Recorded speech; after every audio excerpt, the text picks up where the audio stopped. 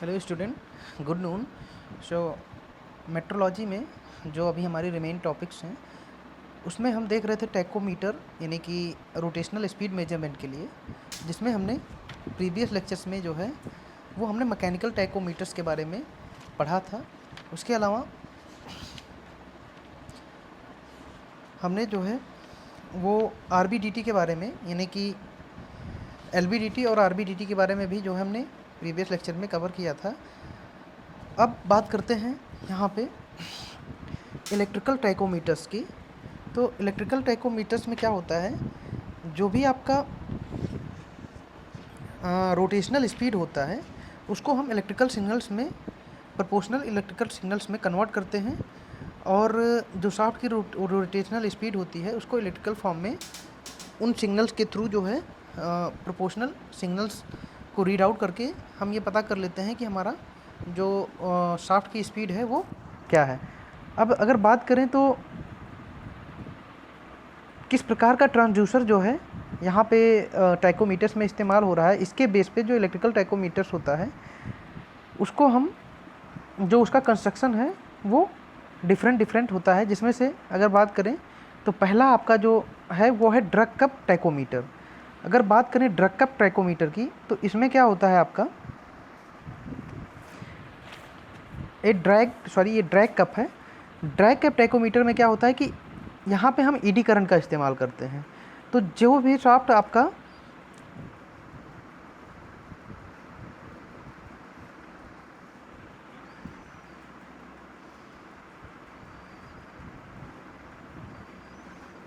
जिस शाफ्ट का भी हमें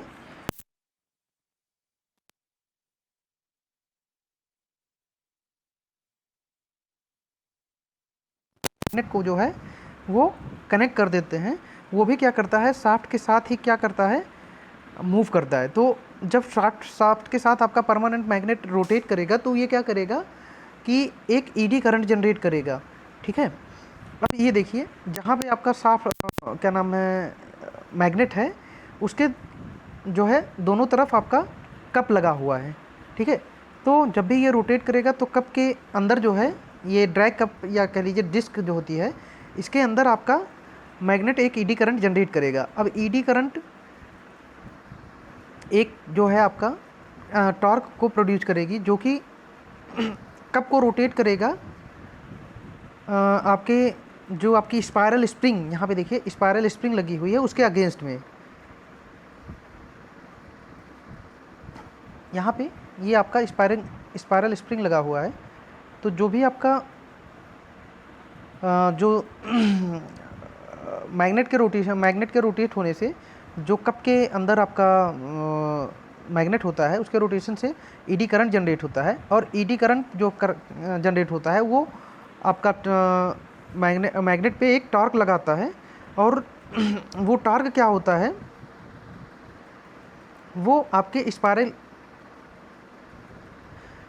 जो आपका स्पायरल स्प्रिंग होता है, वो टॉर्क क्या करता है कि उस कप को उस स्पायरल स्प्रिंग के अगेंस्ट में रोटेट कराता है। ठीक है। अब इस तरीके से क्या होता है, जो आपका डिस्क होता है वो रोटेटिंग मैग्नेट फील्ड के डायरेक्शन में तब तक जो है आपका रोटेट करता है जब तक कि जो डेवलप्ड टॉर्क है वो स्प्रिंग के इक्वल ना हो जाए। ठीक है।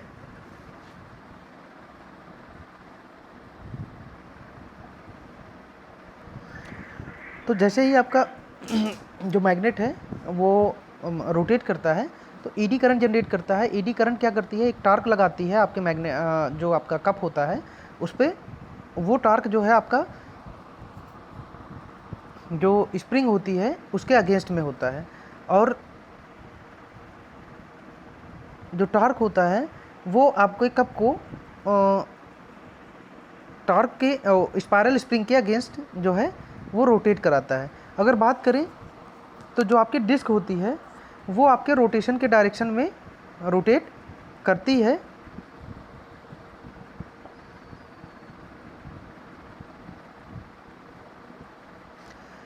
और ये तब तक रोटेट करती है जब तक कि जो इसका जो टॉर्क है वो आपके स्पायरल स्प्रिंग के टॉर्क के बराबर ना हो जाए। ठीक है। इसके अलावा आपका जो शाफ्ट होता है उससे एक पॉइंटर कनेक्ट रहता है, यहाँ पे देखिए डायल पॉइंटर जहाँ लिखा हुआ है पॉइंटर डायल। तो ये क्या करता है कि आपके कैलिब्रेटेड स्केल पे जो भी आपके उसकी स्पीड होती है शाफ्ट के, उसको यहाँ पे कैलिब्रेटेड स्केल पे रोटेशनल स्पीड को शो करता है। अब जो आपका ऑटोमोबाइल या व्हीकल्स में जो आपका स्पीडोमीटर लगा होता है जो स्पीड को मेजर करता है, वो स्पीडोमीटर इसी प्रिंसिपल पे जो है वर्क करता है। यहाँ पे आपका जो व्हील्स की एंगुलर स्पीड है वो शो करता है। रोटेशनल मेजरमेंट की बात करें तो ये सबसे पहले आपका लीनियर मेजरमेंट में अगर हम कुछ जो आपका शाफ्ट है उसकी डायामीटर हम एवरेज कोई एक डायामीटर मान लें, तो आपका जो रोटेशनल मेजरमेंट है उसको हम लीनियर मेजरमेंट में कन्वर्ट कर सकते हैं एवरेज डायामीटर मान के, ठीक है।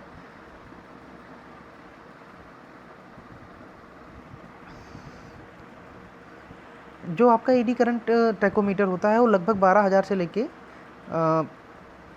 12,000 से लेके 14,000 तक का आरपीएम की मेजरमेंट को विद ±3% एक्यूरेसी के साथ जो है मेजर कर सकता है, ठीक है।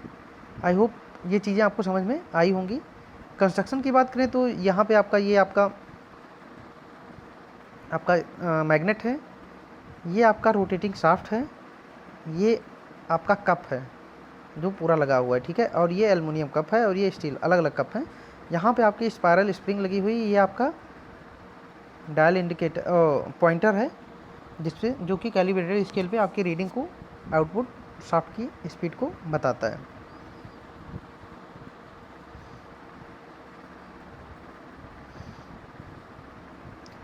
नेक्स्ट है आपका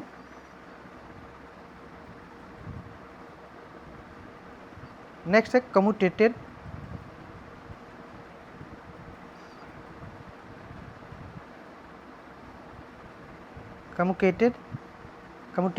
कैपेसिटर टैकोमीटर। तो अगर हम यहाँ की बात करें तो इसका जो प्रिंसिपल होता है, जो वर्किंग प्रिंसिपल है ऑपरेशन, वो क्या होता है मतलब कि चार्जिंग और डिस्चार्जिंग ऑफ कैपेसिटर पे डिपेंड करता है। मतलब एक बार कैपेसिटर आपका चार्ज होगा फिर डिस्चार्ज होगा, इसी प्रिंसिपल पे जो है आपका ये टैकोमीटर जो कम्यूटेटेड कैपेसिटर टैकोमीटर होता है वो काम करता है। अगर बात करें तो इनका जो ऑपरेशन और स्पीड है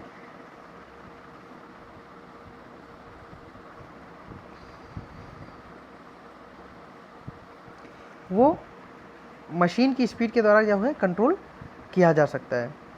यहाँ पे क्या होता है कि एक टैकोमीटर हेड होता है जिसमें एक रिवर्सिंग स्विच लगी रहती है और ये एक स्पिंडल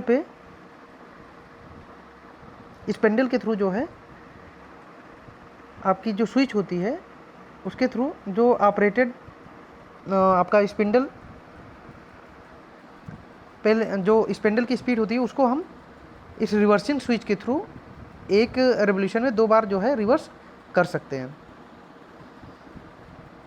अगर कंस्ट्रक्शन की बात करें तो यहाँ पे आपका देखिए क्या होता है, ऊपर स्पिंडल होता है, फिर नीचे यहाँ पे टैकोमीटर हेड होता है जिसमें रिवर्सिंग स्विच भी लगी रहती है, नीचे उसके आरपीएम इंडिकेटर होता है और यहाँ पे आपके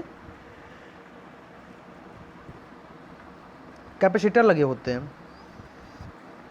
कैपेसिटर से ही कनेक्टेड आपका एक मिलीमीटर और पावर सोर्स होता है। तो इंडिकेटिंग यूनिट में क्या होता है आपका एक वोल्टेज सोर्स यानी कि पावर सोर्स यानी कि बैटरी होता है। फिर जैसा कि मैंने आपको बताया यहाँ पे एक कैपेसिटर होता है, ये देखिए ये कैपेसिटर है। उसके अलावा मिलीमीटर होता है और एक कैलिब्रेटिंग सर्किट होती है जो कि आपको आरपीएम इंडिकेटर जहाँ पे दिख रहा है ये आपकी कैलिब्रेटिंग सर्किट है, इस पर ही कैलिब्रेटेड करके हमें जो स्पीड है वो मिलेगी। अब जैसे ही हम क्या करते हैं कि जो आपकी स्विच है उसको एक डायरेक्शन में क्लोज करते हैं तो कैपेसिटर क्या होता है, चार्ज हो जाता है आपका। जो ये रिवर्सिंग स्विच है उसको अगर हम एक डायरेक्शन में क्लोज करते हैं, स्पिंडल जो है आपका कनेक्ट रहता है लेकिन तब तक कांटेक्ट में नहीं रहता है जब तक हम स्विच को प्रेस नहीं करते हैं, और जैसे ही आपका स्विच प्रेस करते हैं तुरंत जो है कांटेक्ट में आ जाता है। अब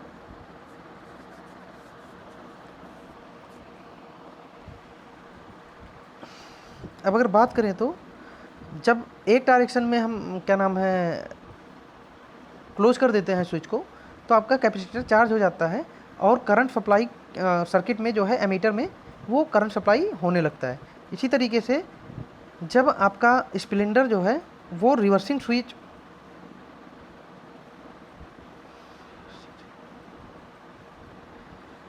का इस्तेमाल करके जब हम उसे अपोजिट डायरेक्शन में क्लोज कर देते हैं स्पिंडल को, उस केस में क्या होता है कि आपका कैपेसिटर एमीटर के थ्रू जो है डिस्चार्ज हो जाता है, और इससे क्या होता है कि आपका जो करंट फ्लो का डायरेक्शन होता है वो हमारा प्रीवियस वन के साथ ही रहता है। ठीक है, वो कैसे रहता है अभी मैं आपको बताता हूँ।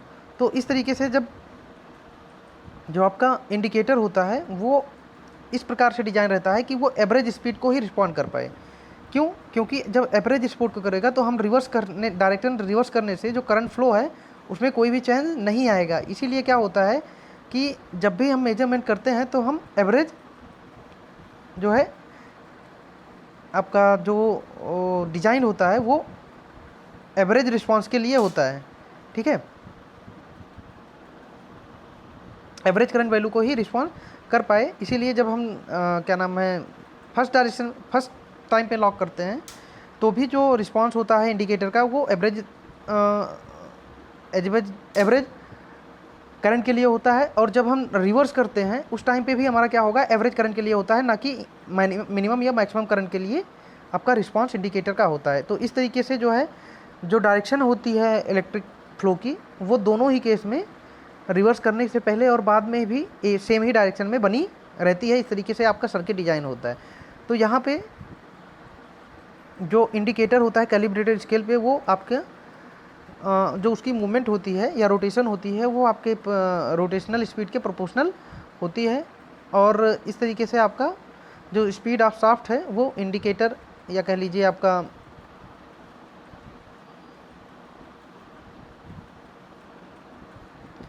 कैलिब्रेटेड स्केल पे जो स्पीड ऑफ शाफ्ट है वो आपकी शो होती है। अगर बात करें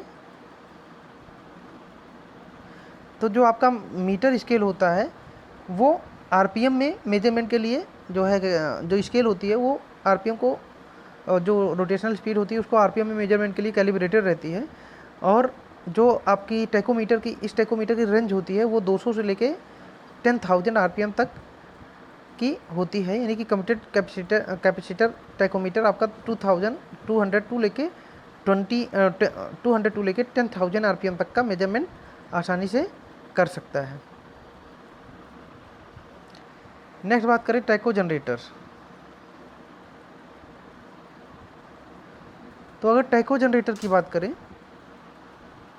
तो इसमें क्या होता है, एक स्मॉल मैग्नेट टाइप जो है डीसी या एसी जनरेटर लगा रहता है। ठीक है, ये जो आपका है ये स्मॉल मैग्नेट टाइप डीसी या एसी जनरेटर है। इसमें क्या होता है कि यही जो डीसी या एसी जनरेटर होता है ये आपका जो रोटेशनल स्पीड है उसको डीसी या एसी वोल्टेज सिग्नल्स में कन्वर्ट कर देता है। अब अगर बात करें तो जो आपका रिलेटिव परपेंडिकुलर मोशन आपके मैग्नेटिक फील्ड और कंडक्टर के बीच में होता है उससे जो आपका relative perpendicular motion magnetic field और कंडक्टर, मैग्नेटिक फील्ड आपकी क्या है, ये मैग्नेट लगे हुए हैं तो ये आपके मैग्नेटिक फील्ड है इस तरीके से मान लीजिए है, और ये आपका कंडक्टर है, तो इनके बीच में क्या होगा, एक परपेंडिकुलर मोशन होगा। ठीक है, इस मैग्नेटिक फील्ड और कंडक्टर के बीच में।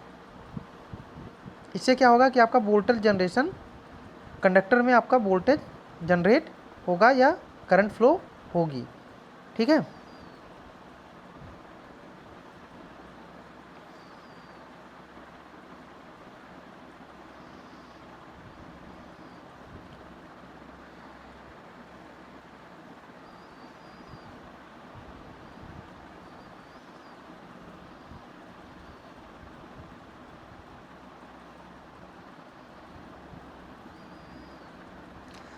अब अगर बात करें टैको जनरेटर की तो ये दो प्रकार के होते हैं, एक होता है आपका डीसी टैको जनरेटर और एक होता है आपका एसी टैको जनरेटर।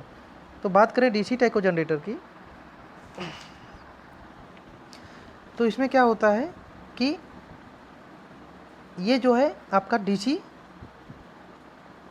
या पर स्पेसिफिकली जो है वो एक्यूरेटली डीसी के लिए ही बनाया जाता है। इसमें क्या होता है कि एक परमानेंट मैग्नेट हाउस टाइप जो है वो लगा रहता है, और शाफ्ट के साथ जब शाफ्ट अपना रोटेशन करता है तो उससे क्या होता है कि एक pulsating DC voltage proportional to speed of shaft जो है वो उत्पन्न होती है। ठीक है, अब अगर बात करें तो इसको मेजरमेंट हम क्या, इसके मूविंग कॉयल वोल्ट मीटर की हेल्प से जो है इसका जो आपकी शाफ्ट की स्पीड है उसको मेजर करते हैं, जिसमें आपका uniform scale and calibrated directly जो है स्पीड टर्म में जो है मेजर करके आपको आउटपुट मिलता है।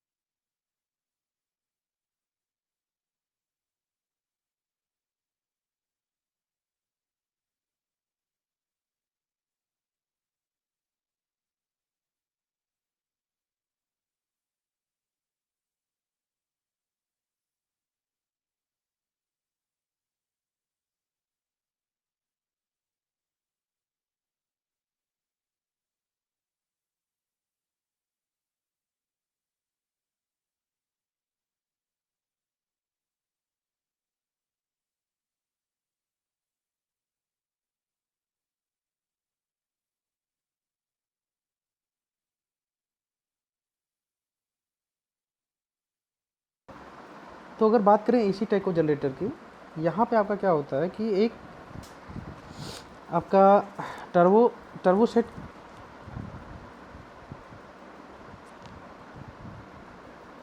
होता है जो कि हम इस्तेमाल करते हैं स्पीड मेजरमेंट के लिए।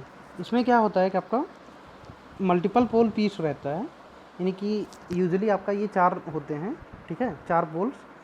इसमें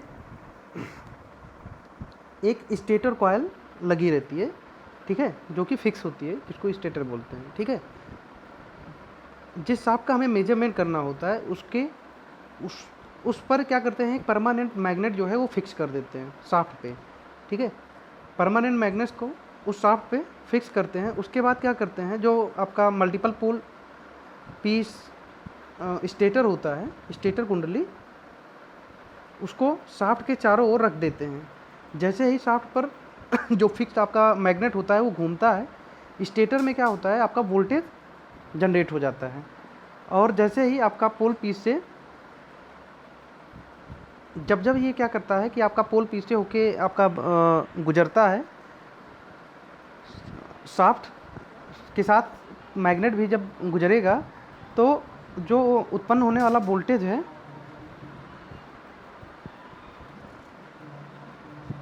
उसको हम क्या करेंगे, एक मूविंग कॉयल डिवाइस के थ्रू जो है स्पीड जो है वो आपकी कैलिब्रेटेड स्केल पे मेजर कर लेंगे।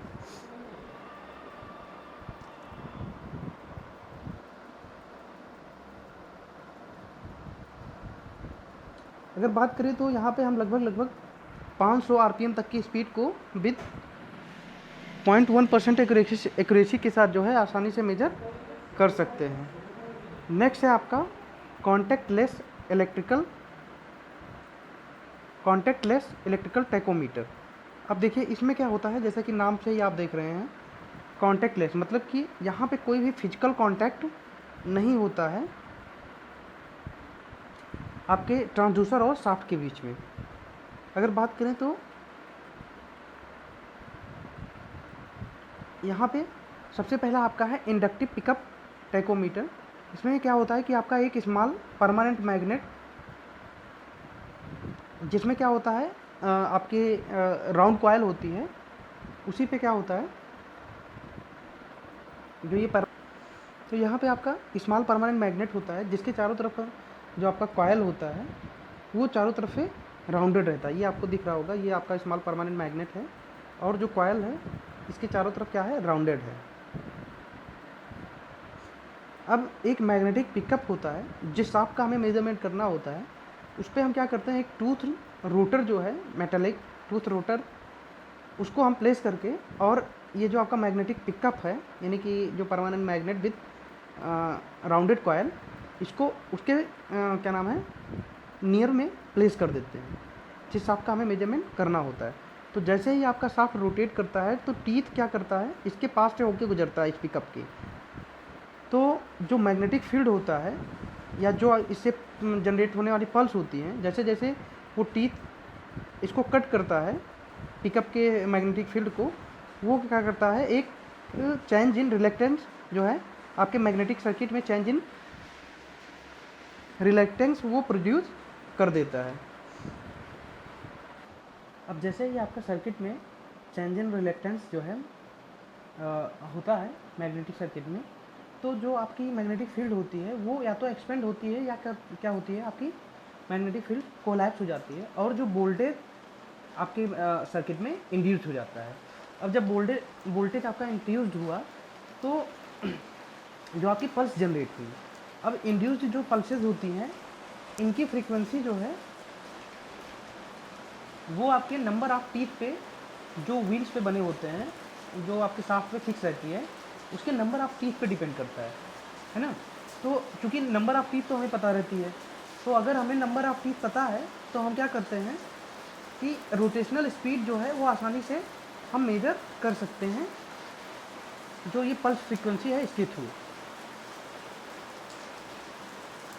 जो ये पल्स फ्रीक्वेंसी हमारी इंड्यूस्ड होती है, इसको हम क्या करते हैं, एम्पलीफायर के हेल्प से जो है एम्पलीफाई करते हैं, उसके बाद जो है स्क्वायर्ड पल्सेस में कन्वर्ट करते हैं।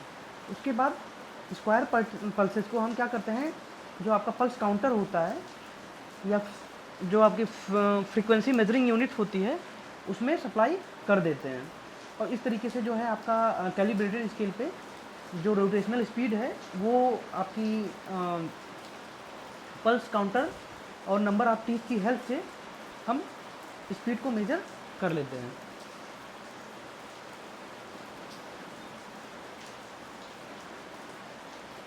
यहाँ से देखिए स्पीड n इक्वल टू होगा पल्स पर second upon number of teeth, ठीक है, आरपीएम में।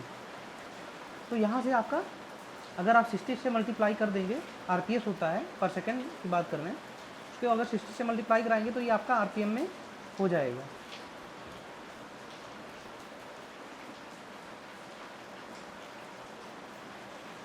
नेक्स्ट बात करें अगर कैपेसिटिव टाइप पिकअप टैकोमीटर की, तो इसमें क्या होता है कि एक वेन अटैच्ड होता है, जो आपका रोटेटिंग शाफ्ट होता है उसके एंड पे एक वेन, ये आपको दिख रहा होगा, ये वेन जो है उसके एंड पे अटैच होता है, और जो जब आपका शाफ्ट रोटेट करता है तो साइड में क्या होता है, ये देखिए यहाँ पे आपकी कैपेसिटर प्लेट्स जो हैं, ये यहाँ पे आपकी कैपेसिटर प्लेट लगी रहती है, इसी के बीच में जो है आपका शाफ्ट रोटेट करता है।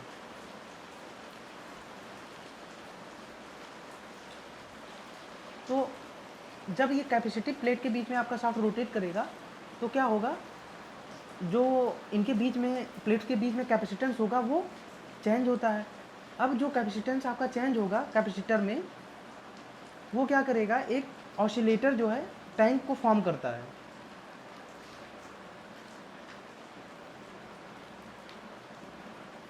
तो ये जो आपका ऑसिलेशन चेंज होता है, इसको हम क्या करते हैं, frequency change per unit time के फॉर्म में हम इसको मेजर कर सकते हैं। और जब ये frequency change per unit time के फॉर्म में हम एक बार मेजर कर लेंगे तो वहाँ से हमें शाफ्ट की स्पीड जो है कैलिब्रेटेड स्केल पे पता चल जाएगी।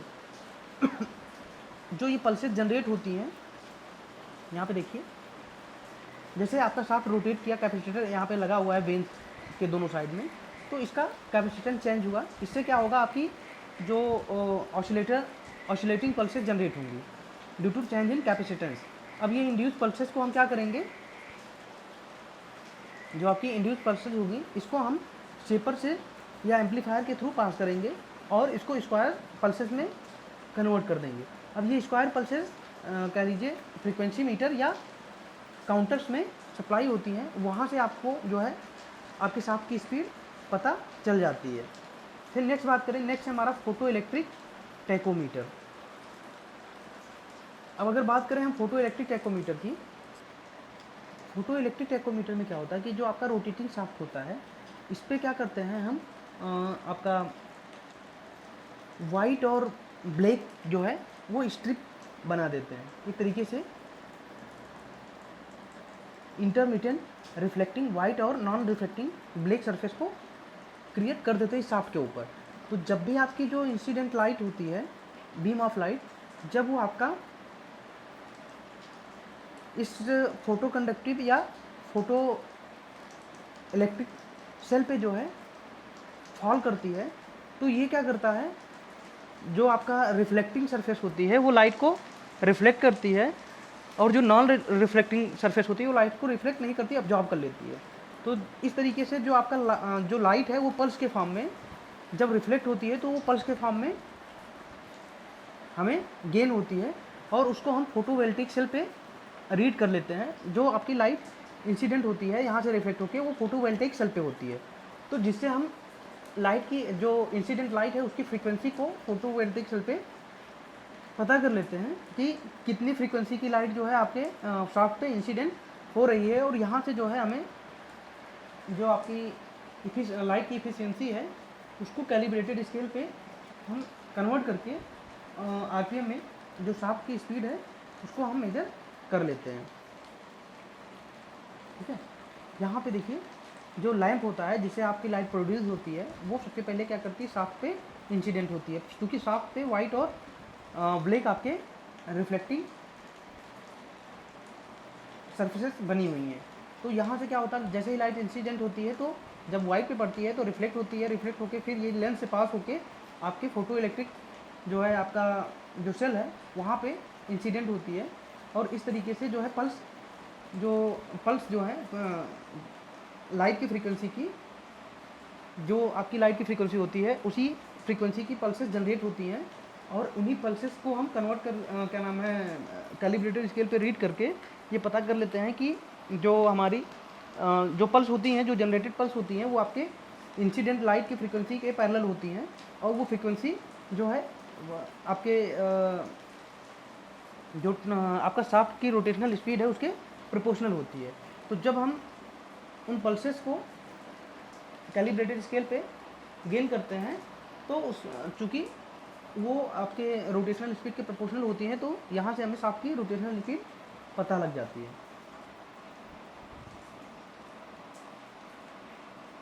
फिर नेक्स्ट है आपका स्ट्रोबोस्कोप।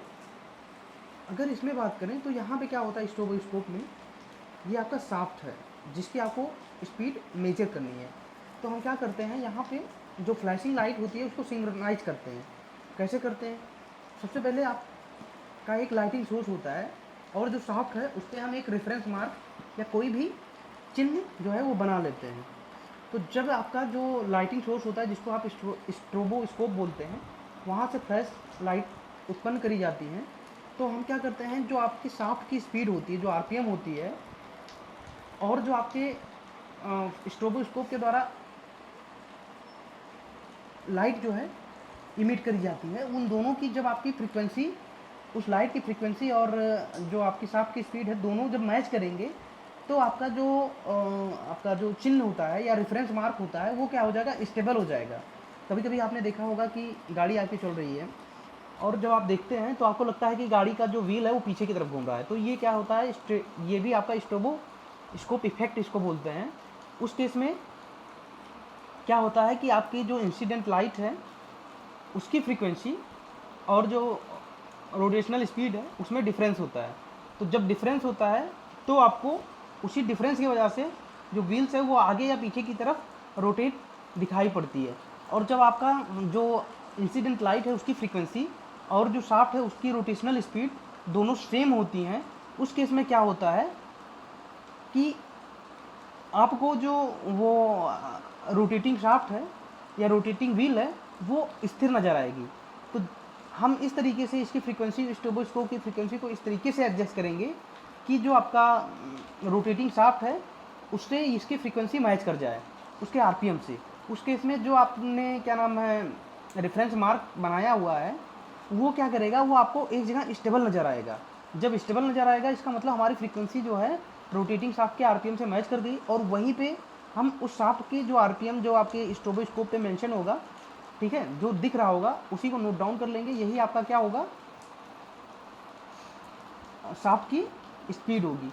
ठीक है, अब अगर बात करें तो जो फ्लैश आपके स्ट्रोबोस्कोप से उत्पन्न किया जाता है, उस जो फ्लैश आपके जिस सोर्स से उत्पन्न किया जाता है उसको हम क्या बोलते हैं, स्ट्रोबोट्रॉन बोलते हैं। मतलब कि वहाँ से आपकी जो फ्लैश लाइट है वो जनरेट करी जाती है, और ये जो फ्लैश लाइट होती है एक तरीके से ये hard cathode gas discharge tube से जनरेट होती है। अगर बात करें तो ये आपका कुछ शाफ्ट है जिसकी आपको स्पीड मेजर करनी है। यहाँ पे आपने रेफरेंस मार्क लगा लिया, ये आपका हो गया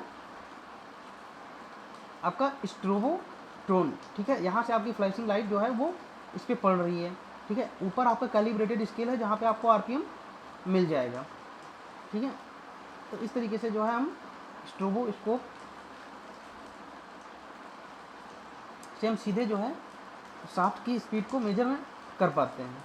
तो ये रहा आपका कंप्लीट टॉपिक, जो कि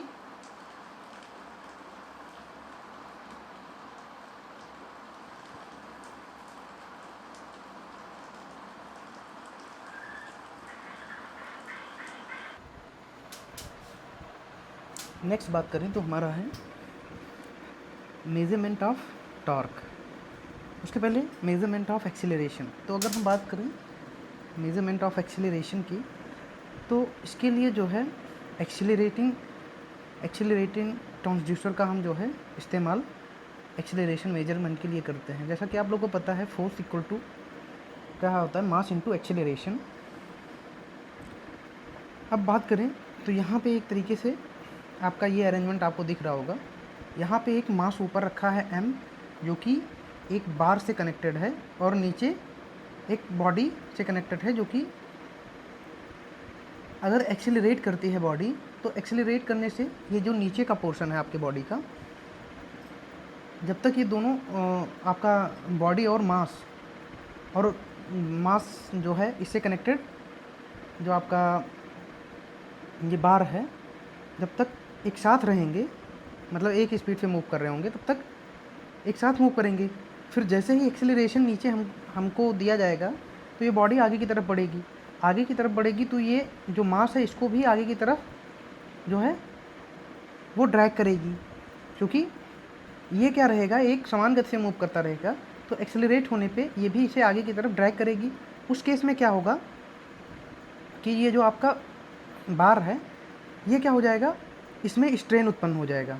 ठीक है, अब ये जो आपके स्ट्रेस उत्पन्न हो जाएगा, और ये स्ट्रेस जो होगा आपके जो एक्सेलरेशन होगा, यानी कि जो आपके स्पीड में इंक्रीमेंट होगा उसी के में क्या होगा, प्रोपोर्शनल होगा। अब जिसकी वजह से क्या होगा कि आपके बार में या तो बेंडिंग या तो टॉर्जन जो है स्ट्रेस उत्पन्न होगी। अब क्या करते हैं कि जो आपका जो इंक्रीज़ इन वेलोसिटी होगा, यानी कि वेग में जो परिवर्तन होगा, जो इंक्रीमेंट होगा, वो आपका एक्सेलरेशन के प्रोपोर्शनल रहेगा, है ना। जो आपका एक्सेलरेशन होगा वो आपका जो इसमें उत्पन्न प्रतिबल है, स्ट्रेस है, चाहे वो टॉर्सनल या बेंडिंग, उसके क्या रहेगा, समानुपाती रहेगा। तो अगर हमें स्ट्रेस पता चल जाएगा तो हम जो एक्सेलरेशन है यानी कि चेंज इन स्पीड वो हम पता कर पाएंगे, ठीक है। अब देखिए ये जो आपका एक्सेलरेशन होता है ये तब तक जो है आपके स्ट्रेस के प्रोपोर्शनल होता है जब तक कि जो आपकी सिस्टम की ये कंप्लीट जो स्प्रिंग मास सिस्टम है, ये इसकी जो रेजोनेंट फ्रीक्वेंसी से जो आपके सिस्टम की फ्रीक्वेंसी है या फ्रीक्वेंसी ऑफ मोशन कह लीजिए, वो स्प्रिंग मास सिस्टम की फ्रीक्वेंसी से कम होती है। उस केस में क्या होता है कि आपका जो एक्सेलरेशन होता है वो स्ट्रेस जो इसमें रॉड में उत्पन्न स्ट्रेस होगा उसके क्या होगा, प्रोपोर्शनल होगा, ठीक है। और इस तरीके से क्या करेंगे हम, जो आपका स्ट्रेस होगा उसके मेजरमेंट से हम ये पता कर लेंगे कि जो आपका बॉडी है उसका एक्सेलरेशन क्या है, और उसे हम इलेक्ट्रॉनिक सिग्नल्स में कन्वर्ट करने के बाद हम एक्सेलरेशन में जो है कैलिब्रेटेड स्केल पे एक्सेलरेशन में कन्वर्ट कर लेंगे। अब अगर बात करें तो इस प्रकार के जो ट्रांसड्यूसर्स होते हैं ये इनका लाभ ये होता है कि ये एक निश्चित आउटपुट उत्पन्न करने के लिए जो है आराम से जो रिक्वायर्ड फोर्स होती है उसको कैलिब्रेट कर सकते हैं। फिर नेक्स्ट बात करें, नेक्स्ट आपका है मेजरमेंट ऑफ टॉर्क। तो अगर हम टॉर्क मेजरमेंट की बात करें तो यहाँ पे क्या होता है, आपका एक डायनामोमीटर जो है इस्टेब्लिश किया जाता है, और जो कि क्या होता है कि जो भी बल आघूर्ण है इस प्रकार से होना चाहिए कि जो आपका टॉर्क है उसको ये सेंस कर पाए, यानी कि उसको मेजर कर पाए। फिर इस टॉर्क इसको क्या बोलते हैं हम, इस डायनामोमीटर को हम क्या टॉर्क मीटर के नाम से भी जानते हैं। इसको क्या करते हैं कि जो आपकी कपलिंग होती है, मशीन की कपलिंग, यानी कि जहाँ पे आपका ड्राइविंग शाफ्ट और ड्रिवन शाफ्ट कनेक्ट होते हैं उसके बीच में हम प्लेस कर देते हैं। प्लेस करने के बाद एक हॉलो शाफ्ट होता है, उसको जो आपकी शाफ्ट है जिसका आपको टॉर्क मेजर करना है, उससे एक हॉलो शाफ्ट को जो है वो कनेक्ट कर देते हैं। तो इस तरीके से जो आपके बल आघूर्ण का इफेक्ट होता है, यानी कि ट्विस्ट उत्पन्न होता है, वो आपके खोखले शाफ्ट पे कंप्रेसिव और टेंसाइल स्ट्रेन जो है वो डेवलप करता है। अब क्या करते हैं, खोखले शाफ्ट के एक्सिस पे 45 डिग्री पे, क्योंकि वहाँ पे आपका जो है एक्सटर्नल जो इफेक्ट है वो आपको नहीं मिलेगा, जो उसमें स्ट्रेन होगा वही पता चलेगा। 45 डिग्री पे हम क्या करते हैं, आपके जो स्ट्रेन गेज होते हैं उसको प्लेस कर देते हैं।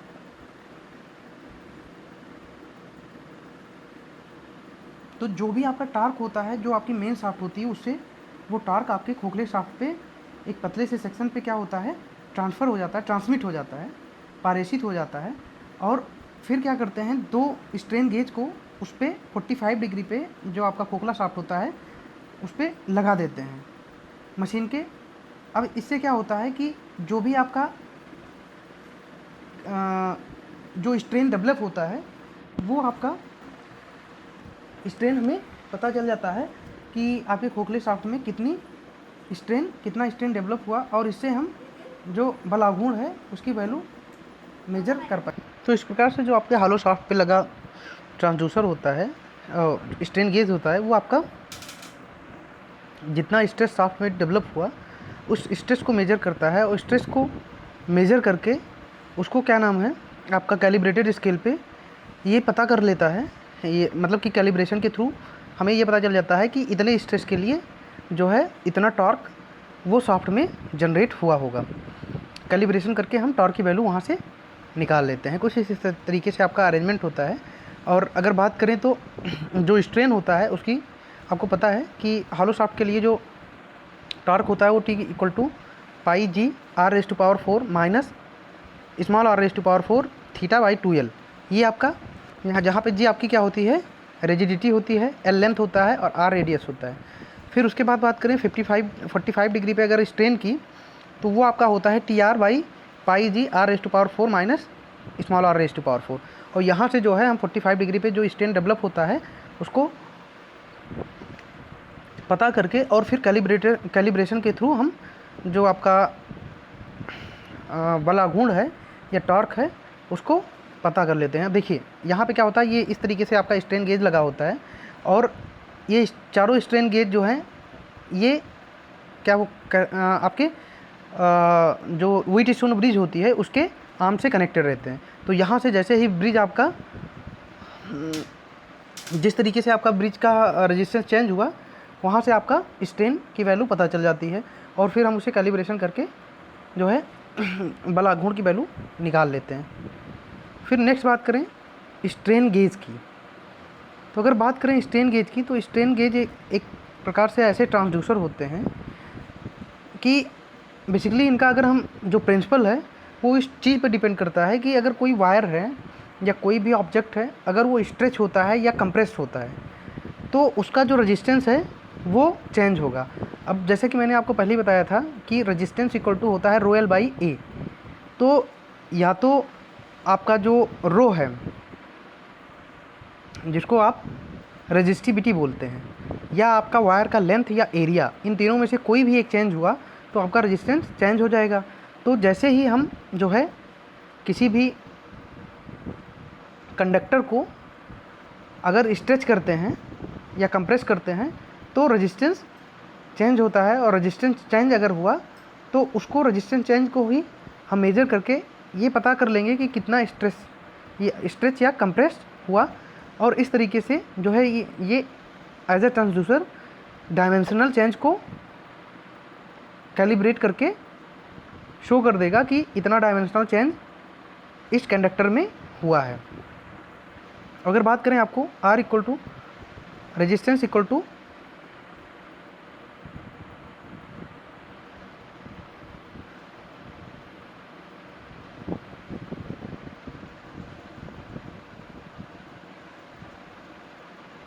अगर बात करें तो हमारा रेजिस्टेंस इक्वल टू होता है रो एल बाई ए।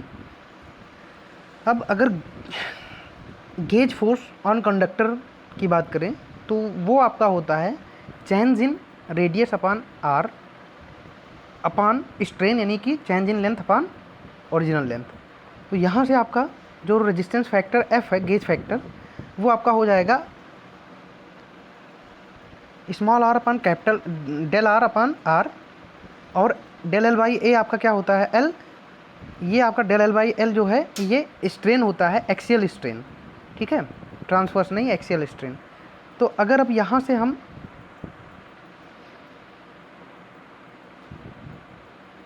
जैसा कि मैंने बात किया जो आपका रेजिस्टेंस होता है वो डिपेंडेंट होता है रो एल और ए पे। तो अगर हम उसके फॉर्म में जो है आपका एक्सप्रेस करें एफ को, तो अगर हम देखते हैं चेंज इन आर यानी कि डेल आर, अगर आप ये चूँकि आपका आर पे डेल आर जो है वो आपका रो पे, एल पे और ए पे डिपेंड करता है, तो हम डेल आर को इस फॉर्म में भी लिख सकते हैं पार्शियल डेरिवेटिव के फॉर्म में, del R by del L into delta L. इसी तरीके से del R by del A into delta A और del R by del rho into delta rho, ठीक है। मतलब कि डेल्टा एल, डेल्टा ए और डेल्टा रो पे जो है आपका डिपेंड करता है, ठीक है। अब बात करें तो यहाँ से अगर तो आपको पता है कि R इक्वल टू क्या होता है रो एल बाई ए।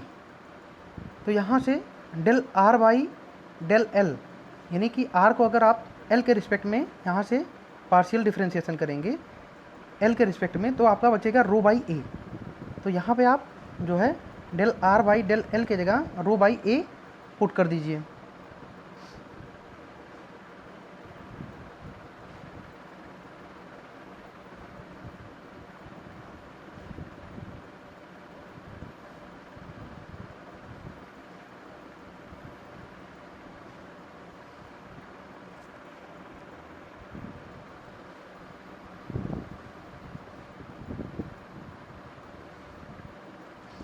तो यहाँ पे हम del R by del L की जगह रो बाई ए पुट कर देंगे। इसी तरीके से जब हम आर को पार्शियली डिफ्रेंशिएट करेंगे ए के रिस्पेक्ट में, यानी कि एरिया के रिस्पेक्ट में। तो जैसा कि आपको पता है R equal to rho L by A. अब अगर बात करें partial differentiation of radius by area, तो एरिया के रिस्पेक्ट में करेंगे तो 1/a का डिफ्रेंशिएशन कितना होता है, यानी कि a रेज़ टू पावर -1, तो हो जाएगा -a², है ना। और ऊपर रो एल, यही चीज़ यहाँ पे लिखा हुआ है, ठीक है। इसी तरीके से जब हम r का पार्शियल डिफ्रेंशिएशन रो के रिस्पेक्ट में करेंगे तो l/a और डेल्टा रो आ जाएगा। अब इसको जो है इस फॉर्म में लिखने के बाद आप r से पूरी इक्वेशन को डिवाइड कर दीजिए। तो चूँकि जब आप r से डिवाइड करेंगे तो r बराबर क्या है, रो l/a। तो यानी कि इधर तो हम इस साइड जो है r से डिवाइड कर रहे हैं इस साइड, और इस साइड हम जो है आपका जो टोटल ये दिया हुआ है इसको हम रो l/a से डिवाइड करेंगे, ठीक है। तो रो l/a से जब डिवाइड करेंगे तो आपका बचेगा del l/l, del minus del a/a, और यहाँ पे डेल रो बाई रो। अब चूंकि आपको पता है कि एरिया बराबर क्या है,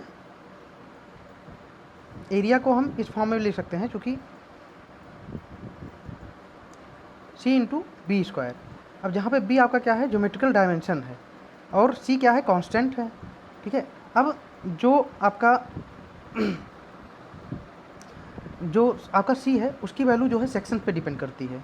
जैसे कि अगर आप सर्कुलर सेक्शन की बात करें तो π/4 a² होता है, ठीक है। a यहाँ पे डायमेंशन हो गई।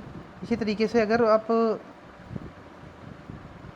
बात करें तो 1 स्क्वायर के लिए हो गया, है ना, a² बात करें तो a स्क्वायर का एरिया हो गया। तो यहाँ से जो आपका एरिया डेल a आएगा, यानी कि पार्शियल डिफरेंशिएशन ऑफ a, ये हो जाएगा cb का स्क्वायर। तो c आपका कांस्टेंट है, b स्क्वायर का 2b हो जाएगा, तो ये हो जाएगा 2cb अपान इंटू डेल b। अब डेल a/a की बात करें तो आप a से डिवाइड, यानी कि cb स्क्वायर से इस साइड आप डिवाइड करेंगे तो आपका 2 डेल b/b बचेगा, ठीक है। अब इसको यहाँ पे पुट कर दीजिए तो आपका डेल r/r डेल हो जाएगा del l/l -2 del b/b plus del rho by rho, delta rho by rho, ठीक है। अब डेल l/l, डेल्टा l/l आपका क्या हो गया, axial strain into 2 delta b/b आपका हो गया ट्रांसवर्स स्ट्रेन। क्योंकि ये एरिया है तो हमारा ट्रांसवर्स हो जाएगा, ठीक है, स्ट्रेन, यानी कि दोनों परपेंडिकुलर डायरेक्शंस में। तो ये हो जाएगा 2 into transverse strain plus row by delta rho by रो। अब चूँकि आप ट्रांसवर्स स्ट्रेन को माइनस न्यू एक्सियल स्ट्रेन भी लिख सकते हैं, ये रिलेशंस होता है, जहाँ पे न्यू आपका क्या होता है, पॉइजन्स रेशियो। पॉइजन्स रेशियो की अगर हम डिफाइन करें तो पॉइजन्स रेशियो ही बराबर क्या होता है आपका, minus transverse strain by axial strain, ठीक है। तो यहाँ से अगर बात करें, जैसे कि आपका न्यू बराबर क्या होता है, न्यू बराबर ये आपका माइनस ट्रांसवर्स बाई एक्सियल, ठीक है। तो यहाँ से आपका क्या हो जाएगा, सॉरी,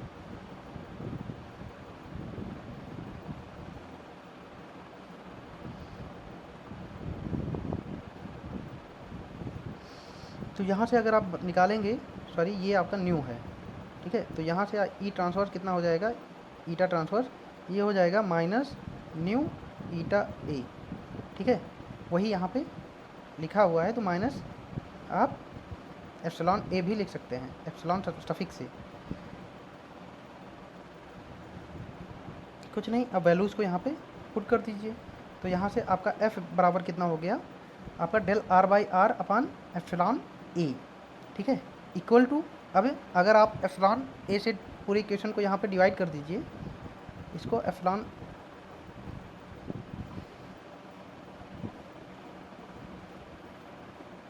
अगर पूरी इक्वेशन को एप्सिलॉन ए से डिवाइड करेंगे यहाँ पे, एप्सिलॉन एच है। ठीक है, तो ये आपका टोटल क्या आ जाएगा, ये आ जाएगा 1 + 2 nu plus del rho by rho upon epsilon ए।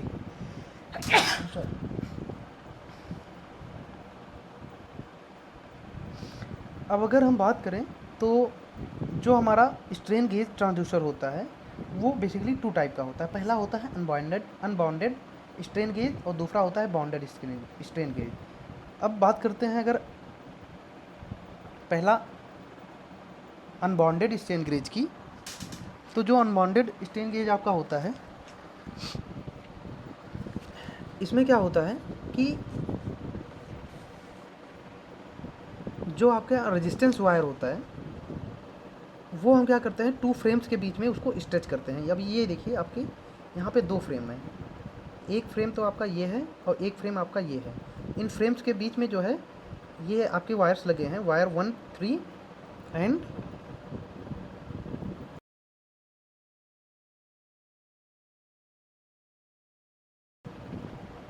1, 3 और दूसरा है 2, 4। तो 2 फ्रेम्स के बीच में क्या करते हैं हम वायर्स को स्ट्रेच कर देते हैं, जिसमें आपका एक फ्रेम जो है फिक्स रहता है, दूसरा आपका मूव करता रहता है। तो ये आपका फिक्स फ्रेम है और दूसरा वाला आपका मूविंग फ्रेम है। अब जैसे ही क्या होता है हम किसी एक फ्रेम को मूव कराते हैं, मान लीजिए हमने मोशन इनपुट किया तो जो मूविंग फ्रेम है वो ऊपर की तरफ जाने लगा, तो जो ऊपर की तरफ जाएगा, ठीक है, यानी कि अगर डायरेक्शन की बात करें, मान लीजिए आपका जो मूविंग फ्रेम है वो इस डायरेक्शन में जा रहा है, तो इससे क्या होगा आपका कि जो वायर 1 एंड 3 हैं इसमें क्या हो जाएगा, टेंशन क्रिएट हो जाएगा, और जो वायर 2 और 4 हैं वो थोड़ा लूज हो जाएंगे। अब इन वायर से कनेक्टेड क्या रहता है आपका व्हीट स्टोन ब्रिज रहता है। तो जैसे ही आपका जो वायर्स हैं वो स्ट्रेच होंगे, उस हिसाब से क्या होगा कि आपका जो इससे कनेक्टेड आपके व्हीट स्टोन ब्रिज रहता है उसके आर्म्स के जो रेजिस्टेंस होते हैं उस हिसाब से क्या हो जाएंगे, चेंज हो जाएंगे। ठीक है, और जैसे ही व्हीट स्टोन ब्रिज का रेजिस्टेंस चेंज होगा तो आपका जो ब्रिज है वो असंतुलित हो जाएगा, और यहाँ से जो है हम ये पता कर लेंगे कि जो है कितना टेंशन जो है आपका वायर में डेवलप हुआ, और फिर कैलिब्रेशन के थ्रू हमें ये पता चल जाएगा कि कितना जो है इनपुट मोशन स्ट्रेन गेज को किस डायरेक्शन में दिया गया है। ठीक है, अगर बात करें वायर्स की, तो वायर्स की बेसिकली आपकी जो लेंथ होती है वो 25 mm लेंथ होती है और 25 माइक्रोन जो है वो डायग्राम होता है। नेक्स्ट है आपका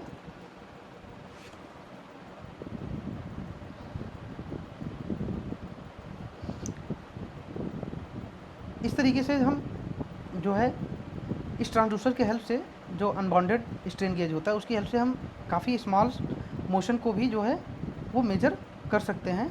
और बेसिकली ये जो आपके अनबाउंडेड स्ट्रेन गेज होते हैं इनको हम फोर्स, प्रेशर या एक्सीलरेशन मेजरमेंट के लिए इस्तेमाल करते हैं।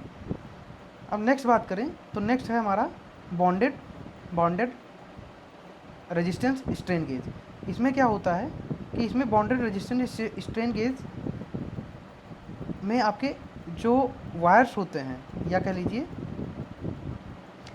ये मेटेलिक या सेमीकंडक्टर मटेरियल के जो है बने वायर्स होते हैं, जिनकी जो डायामीटर है अराउंड 25 माइक्रोमीटर होती है, और ये थिन फॉयल या स्मॉल रॉड्स के फॉर्म में होते हैं।